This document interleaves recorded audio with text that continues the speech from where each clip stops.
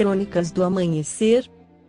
Por Feijão, Centro Espírita Allan Kardec. Balneário Gaivota, 25 de março de 2017. Processado por blasfêmia dinamarquês que incinerou o Alcorão.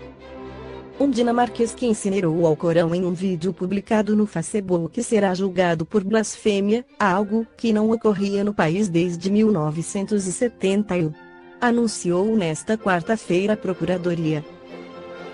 A Procuradoria-Geral argumentou em um comunicado que a destruição por fogo de livros santos como a Bíblia ou o Alcorão pode constituir uma violação da lei sobre a blasfêmia por meio de injúria pública ou ultraje a uma religião. As circunstâncias neste assunto nos conduzem a decidir o requerimento de uma acusação que facilitará se pronunciar ao tribunal, afirmou o Procurador-Geral Jan Reckendorf. Em dezembro de 2015, o acusado de 42 anos, cuja identidade não foi revelada, queimou um exemplar do Alcorão em seu jardim, antes de enviar o vídeo pela conta do Facebook de um grupo chamado Sim à Liberdade, Não ao Islã. O artigo 140 do Código Penal dinamarquês sobre a blasfêmia prevê uma pena de prisão de, no máximo, 4 meses, mas a Procuradoria recomenda aplicar uma simples multa. O processo acontecerá em Aalborg em uma data indeterminada. Esta é a quarta vez em cerca de 80 anos que a justiça dinamarquesa processa alguém pelo artigo 140. Em 1938, 4 pessoas foram condenadas por escritos antissemitas. Em 1946, 2 pessoas foram multadas por celebrar uma imitação de batizado em um baile de máscaras.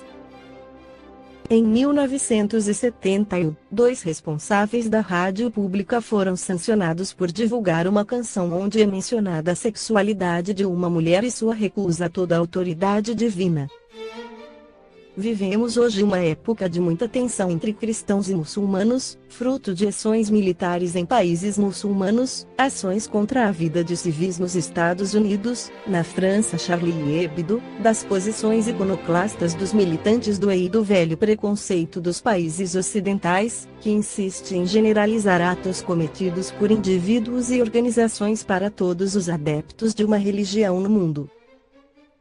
Allan Kardec sempre teve uma conduta de tolerância entre as religiões, não uma tolerância ingênua, que pressupõe bondade em tudo, mas uma aceitação de diferenças e uma possibilidade de convivência apesar delas.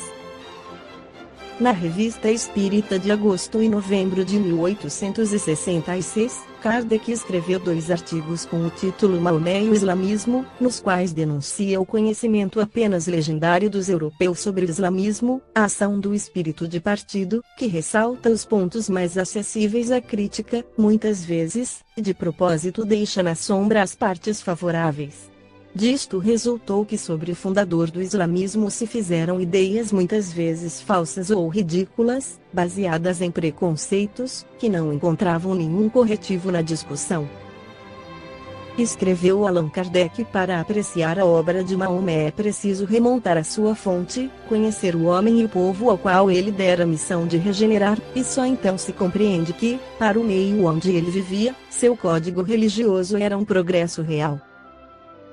Ele consultou um livro publicado por Selair Mahomet et le Coran, pela livraria de Dier, que sintetiza as principais considerações dos orientalistas de sua época, formando uma opinião diversa da que era veiculada em sua época.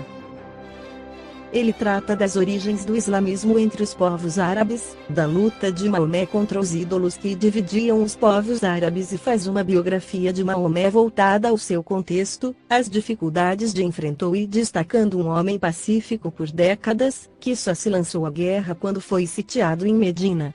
Maomé foi, pois, guerreiro, pela força de circunstâncias, muito mais que por seu caráter, e terá sempre o mérito de não ter sido provocador. Kardec, portanto, defende a desconstrução de um Maomé ambicioso, sanguinário e cruel. Ele considera o homem em seu tempo, em contato com povos belicosos. Outro ponto destacado nos artigos dizem respeito às percepções que Maomé afirma ter com o anjo Gabriel, origem das suratas.